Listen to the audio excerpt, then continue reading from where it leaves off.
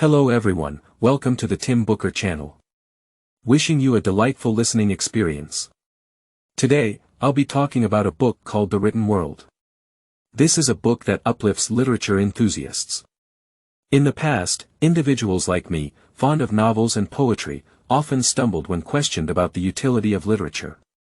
We'd respond, what literature offers is a kind of uselessness. It's like a mirror to the spiritual world, revealing things otherwise unseen, or a nurturing influence, subtly softening the reader's soul. Sounds poetic, right? But the real sticklers wouldn't let us off. They'd persistently ask, can you specify the practical use of studying literature? Can it be eaten or worn? What can't be done without literature? This book answers, absolutely nothing can be done without literature. It's an immense force in shaping human civilization. Without literature, philosophical and political ideas wouldn't emerge, nearly all religious beliefs would vanish, and concepts like nations and states wouldn't exist. How does this book prove it? Similar to the widely acclaimed Sapiens, historian Yuval Noah Harari provides a broad view of human history, tracing how humans, starting from the cognitive revolution, created civilization. This book follows a similar approach. It selects 16 of the most representative texts in the 4,000-year history of written language. From the Epic of Gilgamesh and 1001 Nights to Harry Potter, each text serves as a driving force, either overtly or subtly, amidst cultural conflicts, rise and fall of empires, birth of beliefs, and technological advancements. These significant events in human civilization are like successive waves, transporting humanity from ancient ignorance to the modern era. You might wonder, Harari is a renowned scholar, and his theories deserve attention. Does this book hold the same weight? Indeed, it does. The author, Martin Puckner, previously associated with Columbia University and Harvard University, presently a professor of English, comparative literature, and theater studies at Harvard, is a celebrated literary critic and philosopher in the United States. His edited series The Norton Anthology of World Literature has been adopted as a textbook in numerous universities across the English-speaking world and recently received the Guggenheim Fellowship. To write this book, Puckner traveled the globe, exploring ancient civilization remnants, meeting archaeologists, anthropologists, and Nobel laureates in literature, all to harness fresh global material that showcases the power of literature and writing. The focus today will primarily be on two parts. 1. How literature shapes the process of civilization. 2. Narrating two highly representative stories that can be considered decisive moments where literature altered history. If you're a literary enthusiast, be sure to listen to this episode, it'll strengthen your spine. And if you consider yourself pragmatic, with no time for literary texts, after listening, you'll realize, our rational understanding is, in fact, limited. Those seemingly intangible things are, in reality, the most crucial. Alright, let's start with the first part. How does literature shape world civilization? Behind significant events in human history, there's a constant phenomenon. Literature and its related technologies continually disseminate voices that change the era's thoughts and influence global progress. Broadly speaking, this process can be divided into 4 stages. The first stage emerged during the genesis of civilization, roughly between 1800 BC and 600 BC. It was after the formation of written language that the earliest forms of literature appeared, shaping the characteristics of different civilizations and forming cohesion among early human groups. To understand this process, let's begin with the significance of writing. Writing can be considered one of humanity's greatest inventions. Argentine writer Borges once said, most human tools are extensions of our limbs, sticks extend our arms, wheels extend our legs, only writing and books extend the mind and spirit. Author Puckner puts it more succinctly, the world is a creation of words. In essence, writing is the written symbol of language, a visual signaling system for communication between individuals.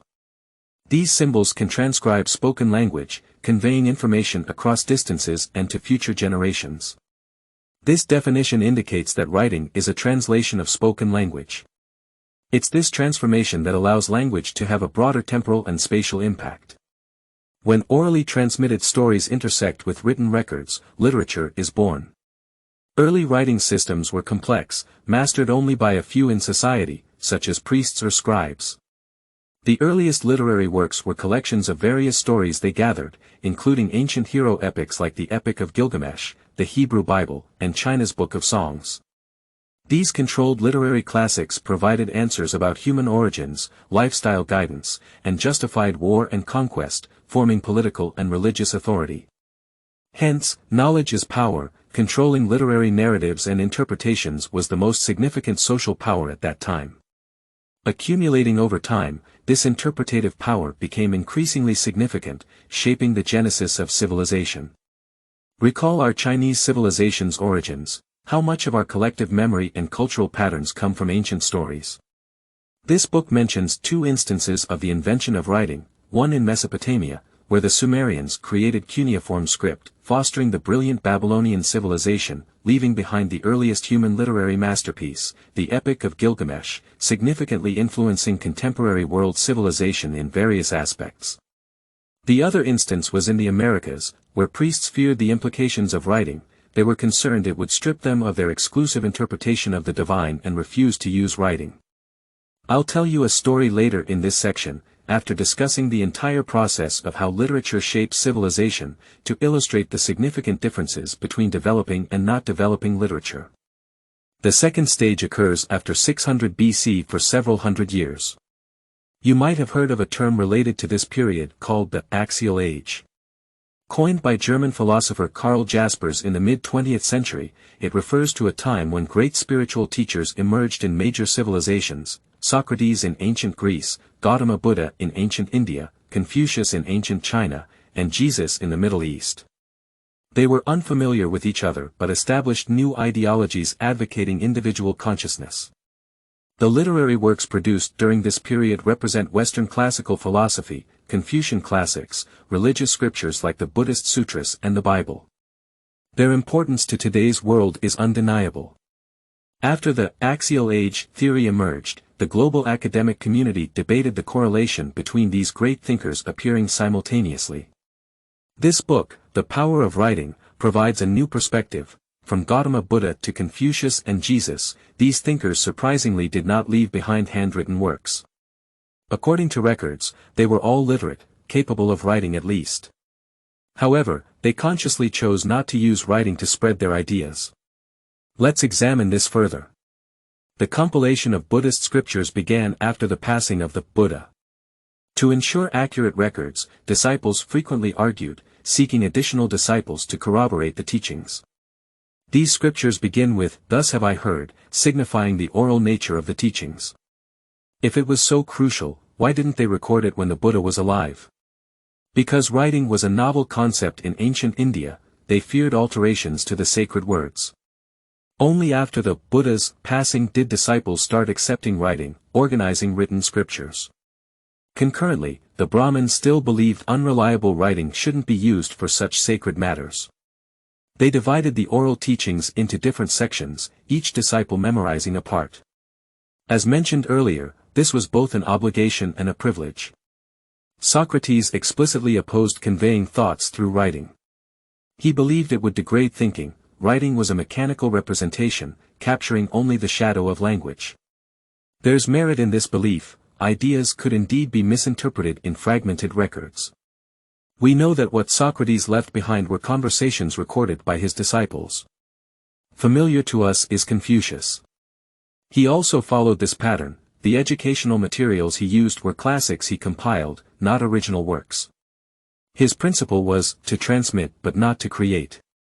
His responsibility was to restore and interpret previous textual classics, not to create new ones. The Analects remains a text compiled by his disciples. Jesus' disciples didn't overthrow the Hebrew Bible, instead, they supplemented and revised it, calling it fulfillment. Therefore, this aligns with a common characteristic of Axial Age literary classics. Great teachers from various civilizations left teachings and conversations compiled by their followers, termed teacherly literature, by Puckner. Today, we might consider philosophers' writing as natural, but ancient people didn't necessarily view it that way. Their attitude towards writing differed from today's. This form of teacherly literature might be disjointed and incomplete, but its openness makes it more easily understood and spread, possessing a unique charm. When these writings appear at crucial turning points in history, they swiftly alter human thought processes, thereby reversing historical courses. Now, let's briefly look at the third stage. Due to different emphases, it overlaps with the fourth stage. The focus of the third stage is on the writers. After the axial age, various civilizations experienced the widespread adoption and popularization of writing and literature, leading to the emergence of independent literary authors. Initially, they imitated ancient literary forms, eventually creating new literary formats like novels. The first monumental work in world literature was around 1000 AD, The Tale of Genji, created by a Japanese court lady named Murasaki Shikibu. The entire work spans over 1,000 pages, and the author did not leave a name. Murasaki Shikibu is, in fact, the name of the novel's female protagonist. The story focuses on a romantic history between a prince demoted to a commoner and a noblewoman from the countryside, set in Kyoto and the court. Unlike modern novels, The Tale of Genji was likely written for one reader, the empress of the time. By the empress's command, author Murasaki Shikibu continued writing, extending the story after the protagonist's death, creating subsequent generations, turning it into a true epic. Even after leaving the court, its readership remained limited. In Japan at that time, paper was quite expensive. A set of over 50 volumes of handwritten The Tale of Genji was a luxury. One noblewoman who owned the complete set said, "I would not trade it to be the empress." Thus, the literary achievements of this stage required amplification in the fourth stage. The fourth stage marks the widespread use of paper and printing, a period when books became mass-produced commodities, also known as the era of popular literature. Human civilization during this period underwent transformation from ideas conveyed through technology and literature. Speaking of technology, it refers to papermaking and printing. They reduced the cost of literature and provided impetus for the dissemination of writing and ideas. Regarding papermaking, our attention turns to the Arab world, where paper elicited dual reactions. One consequence appeared in the sacred religious domain. When Arab scribes decided to abandon expensive parchment for cost-effective paper to transcribe religious texts, adopting papermaking from China gained complete recognition in the Arab world.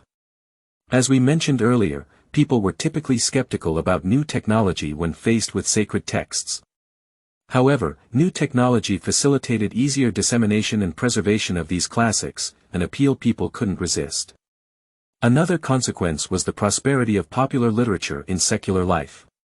Paper significantly reduced writing costs, lowering the entry barrier for authors and readers into literature. 1001 Nights emerged as a leisure read during this time. As the Arab Empire expanded, paper and 1001 Nights were brought to Europe. Today, the printing industry's unit of measurement for paper is called a ream, derived from the Arabic word for command. A ream equals 500 sheets of original paper or 1,000 printed pages. The Arab world fully embraced paper but showed little interest in Chinese printing. They continued with transcription. The reason was simple: Arabic script is cursive, making it challenging to use printing. Although Bai Xing invented movable type in China, due to numerous technical challenges, woodblock printing remained the mainstream in ancient Chinese printing.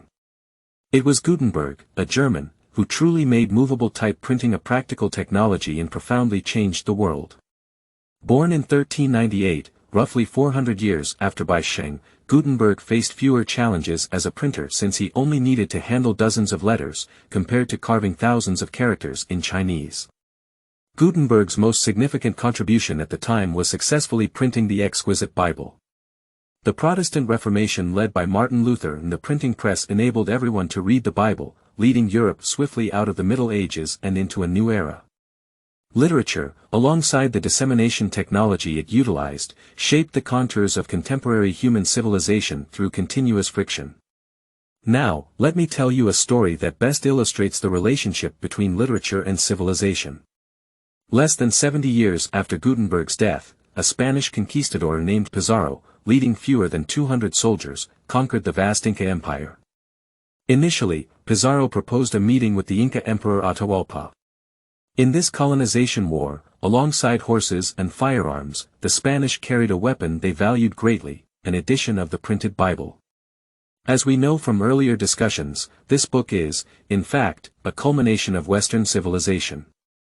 The ideas in the book stem from records of Jesus' words and deeds. The script used originates from Mesopotamia and ancient Greece's script inventions. The book's format combines papermaking from China with the bookbinding methods left by ancient Rome.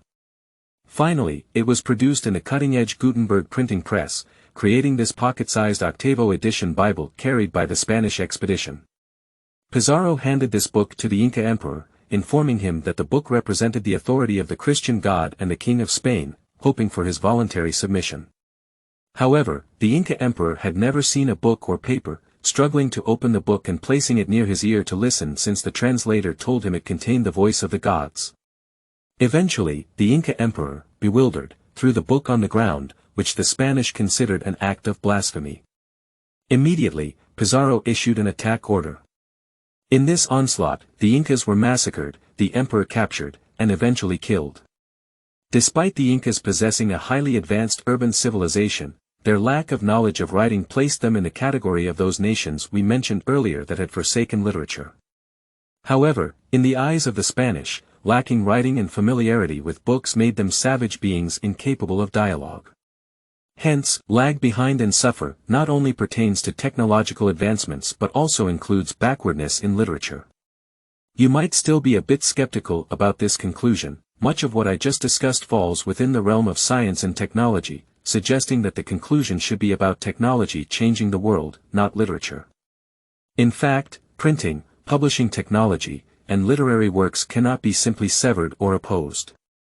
They represent not just an internal and external relationship but also mutually influential and shaping. Without the spiritual demand that classics generate, there wouldn't be scenarios for technological applications. Technology is a direct manifestation of world change, the intrinsic driving force of humanity's transformation of the world, affecting our cognitive methods and spiritual state toward the world. And ever since the advent of writing, these intrinsic factors have mostly been propelled through literature. If you're still unconvinced, that's okay. In the following part 2, I'll share 2 stories with you. These can be termed as decisive, landmark moments in human civilization, viewed through a closer, more microscopic lens, in the process of literature shaping civilization, how literature changes the world by concretely influencing the human spirit. Let's start with a story about literature shaping history. This story unfolds before the era we discussed earlier, preceding the profound impact of teacherly literature, when human thought was dominated by heroic epics. Alexander the Great, 2,300 years ago, was undoubtedly a significant figure in changing the world. In 13 years, he unified the Greek city-states, conquered all kingdoms between Greece and Egypt, defeated the mighty Persians, establishing a vast empire stretching into India. Besides his military prowess, the cultural exchange he fostered also influences our world today. Now, there's a question: why did Alexander not content himself with the city-state life like other Greeks and insist on conquering distant Asia? This relates to a literary classic. During Alexander's campaigns, he slept each night with 3 items by his side. The first was a dagger, as his father was assassinated. The second was a box seized as loot from Persian King Darius III. Inside this box lay the third and most cherished item, Homer's epic Iliad. This epic was the driving force behind Alexander's world conquest. He aimed to reenact the epic's achievements in reality. Classic literature changes how people perceive the world, thus influencing their actions. This was vividly apparent in Alexander. Historians have even identified that Alexander directly portrayed himself as Achilles, the foremost hero and demigod in Homer's epic. Achilles possessed a character that was both genuine and cruel. After killing the Trojan hero Hector, he defiantly dragged Hector's corpse around the city despite the pleas of his opponent's father. Alexander replicated this scene multiple times, sacking cities that dared to resist him, dragging the enemy commander's corpse around the city walls. His preservation of Darius's box served as a reminder that Darius was his Hector. He repeatedly violated military wisdom by chasing Darius, seeking a direct combat to defeat his adversary, reenacting the famous scenes from Homer's epic. Darius was eventually killed by his own traitorous men, and Alexander severely punished the assassins.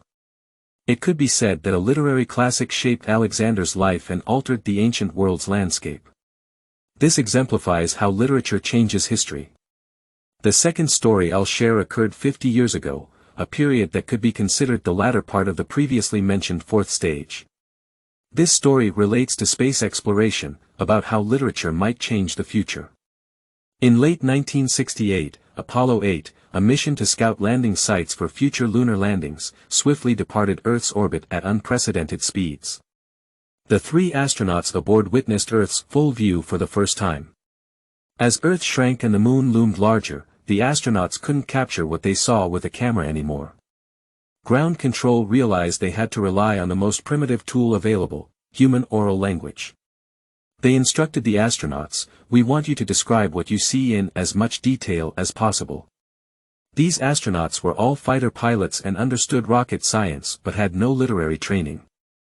Initially hesitant, they quickly began fluently describing the lunar sunrise, the changing shadows on the rocky surface. Eventually, they even uttered philosophically rich and literary phrases, "It's a vast, lonely, awe-inspiring presence," or one might say, an extension of nothingness.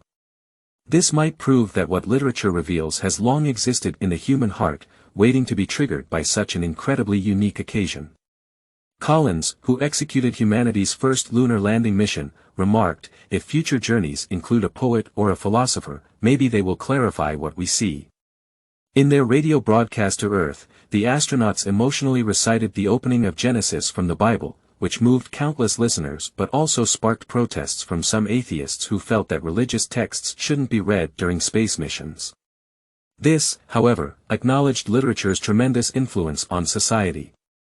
The fundamental thought of most Westerners is rooted in Christian culture. The astronauts' broadcast made them perceive space exploration and the inherited sacred beliefs as internally connected. Due to massive investments, public attitudes also significantly impact the progress of space exploration. The boundaries explored by thought and literature are also the boundaries of human activity.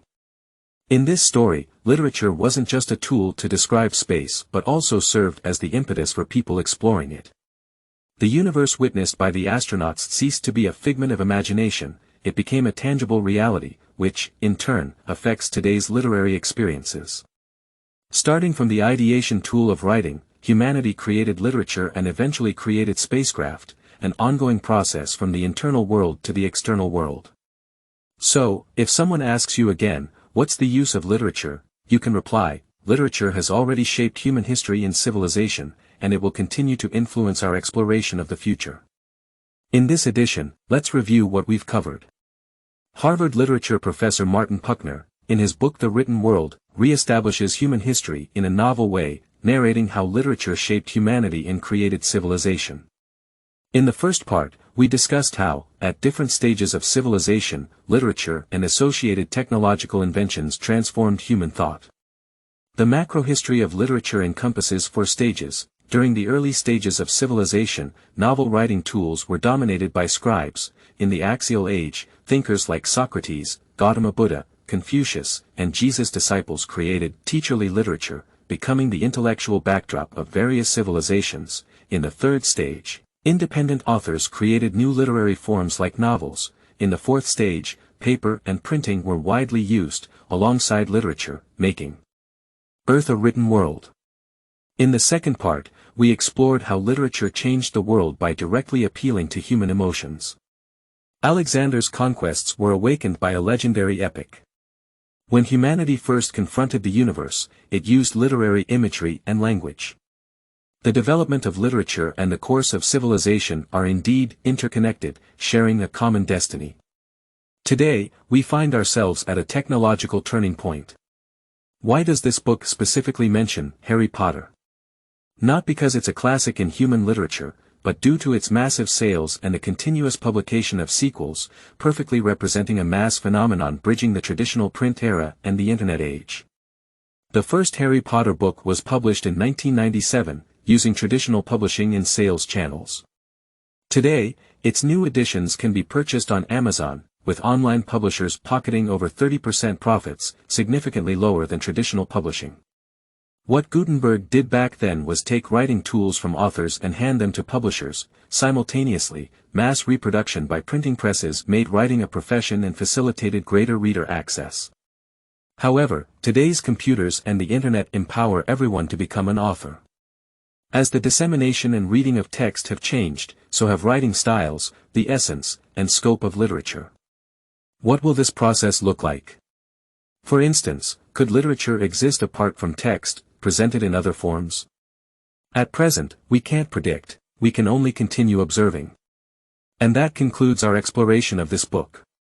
Congratulations on completing another book. Thanks for your support and attention. Please subscribe to the Tim Booker channel, like, and share this valuable knowledge with your friends. Let's combine wisdom with action to achieve our financial goals and create a better future. Thank you all, goodbye.